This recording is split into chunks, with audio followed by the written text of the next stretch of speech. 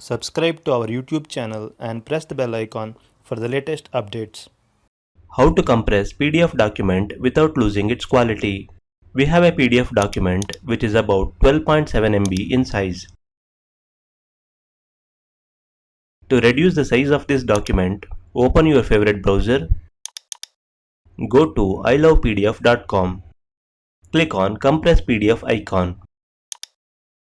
Click on Select PDF file, or you can drag and drop the PDF file here. Select the PDF file on your device. Click Open. In the right sidebar, you can find three options: extreme compression, recommended compression, and less compression. Select your preferred option and click on Compress PDF button. Wait for few seconds. Click on Download Compressed PDF button. Once the download is complete, click on the arrow next to the file and click on Show in Folder.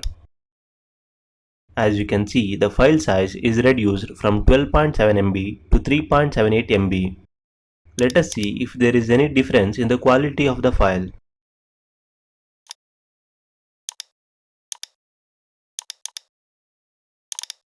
As you can see, there isn't any notable difference between the two files. This is how you can compress PDF document without losing its quality. Thank you for watching.